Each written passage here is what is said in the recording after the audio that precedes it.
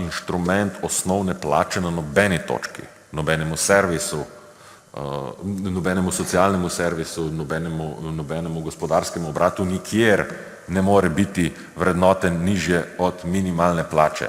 Ker zakaj hudirja pa minimalno plačo v tej državi imamo, če ne zato, da zagotavljamo plačno sidro? Da ljudje, ki prispevajo svoje delo pošteno, prejmejo tudi pošteno plačilo. To, da je tvoja osnovna plača ovrednotena na 500 evrov, ni po nobeni točki definicije nekaj, čemur bi lahko rekli pošteno plačilo. Ni.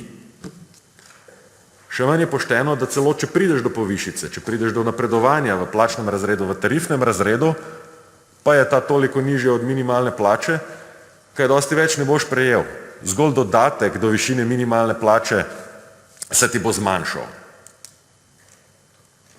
V katerem sistemu, v katerem režimu vam to zveni kot nekaj, kar bi bilo potrebno vzdrževati in podpirati?